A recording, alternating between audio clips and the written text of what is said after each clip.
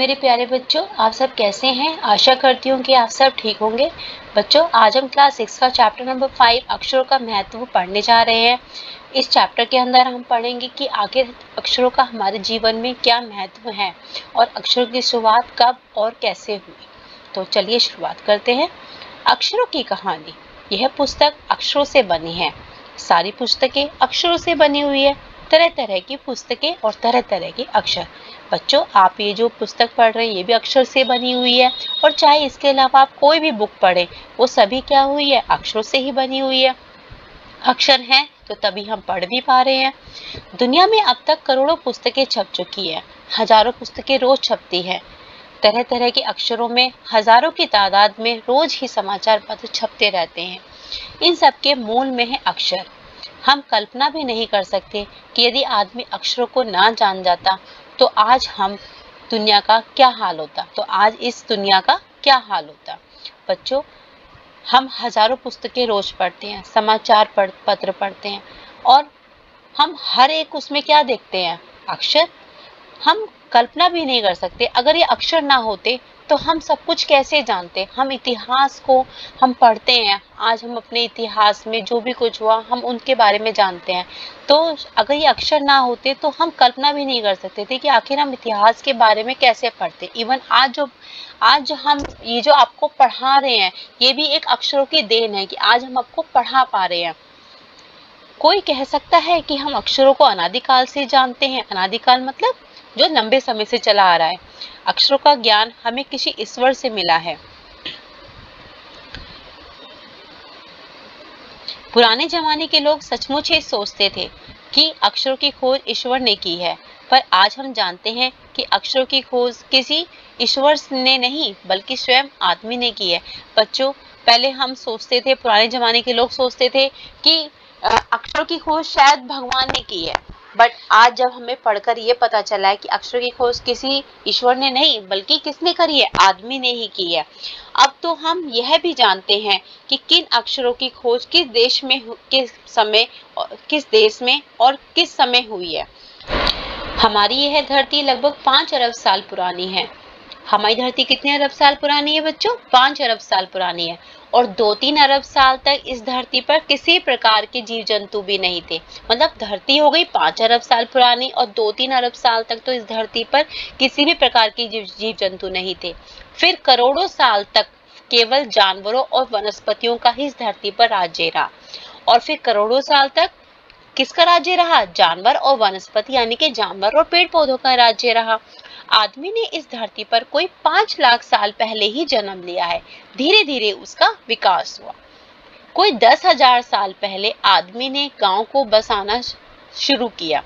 कोई 5 लाख साल पहले तो आदमी का जो है जन्म लिया आदमी ने, और करीब 10,000 साल पहले आदमी ने गांव को बसाना शुरू किया।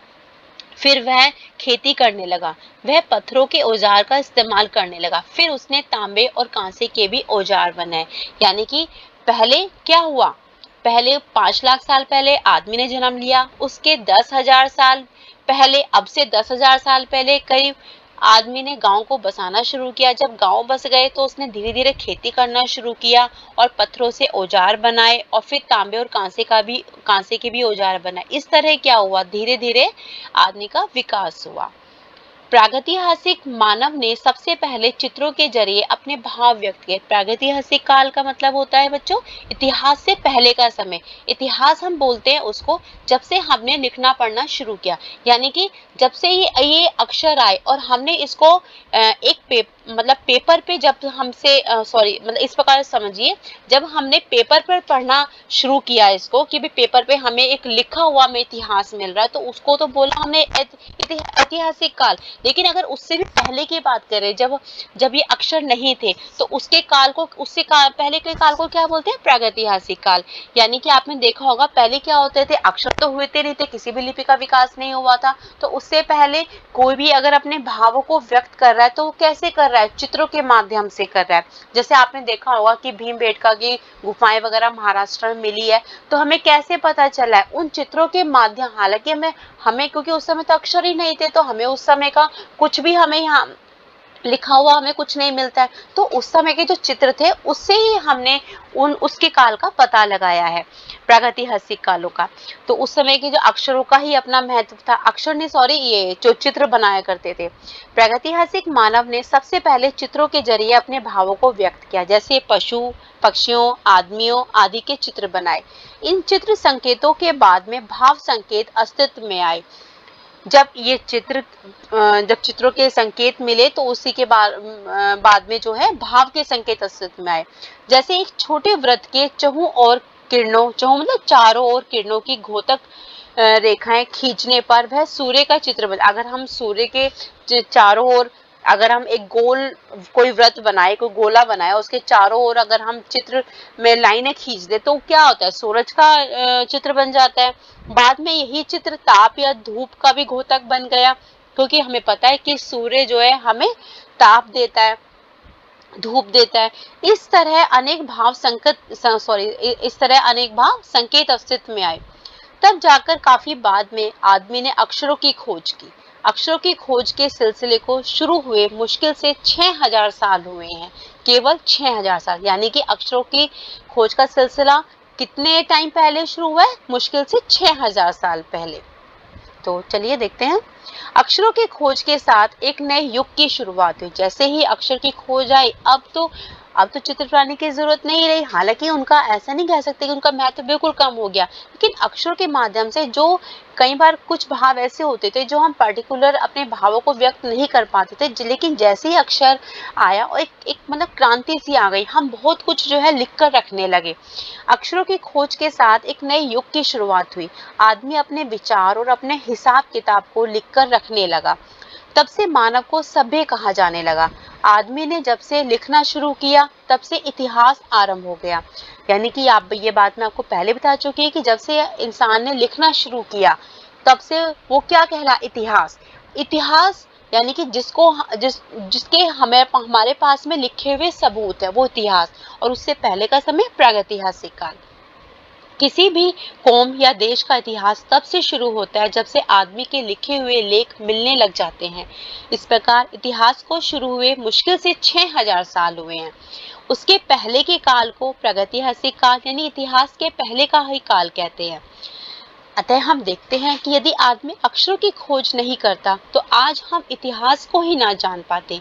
हम यह ना जान पाते कि पिछले कुछ हजारों साल में आदमी किस प्रकार रहता था, क्या क्या सोचता था, कौन कौन से राजा हुए इत्यादि। जो बेटा आज हम जो बच्चों आजकल हम जो इतिहास की पुस्तकें पढ़ते हैं, तो अगर ये सब अक्षर ना हुए होते तो हम इतिहास को कैसे जान पाते। अक्षरों की खोज मनुष्य की सबसे बड़ी खोज है। अक्षरों की खोज करने के बाद ही मनुष्य अपने विचारों को लिखकर रखने, उसके मन में जो भी विचार आते थे वो उनको लिखकर रखने लगा।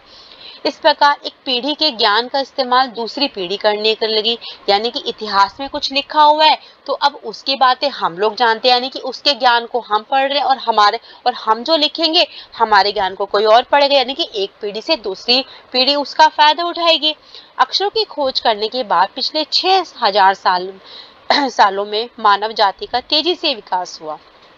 यह महत्व है अक्षरों का और उनसे बनी हुई लिपियों का। अतः हम सबको अक्षरों की कहानी मालूम होनी चाहिए। आज जिन अक्षरों को हम पढ़ते या लिखते हैं वे कब बनाए गए, कहाँ बने और किसने बनाए, यह जानना जरूरी है, ताकि हम ये जान सके कि आखिर लिपियों का विकास कैसे हुआ है, कहाँ हुआ है, कौन से अक्षर कहाँ के हैं। अगर हम इन सब के बारे में जान पाते हैं तो हम और भी अच्छे से अपने इतिहास को, अपने अक्षरों के बारे में और भी अच्छे से जान पाएंगे। तो आशा है कि आपको मेरे द्वारा ये पढ़ाया गया पाठ समझ में आया होगा। तो चलिए अगली वीडियो में मिलते हैं। धन्यवाद।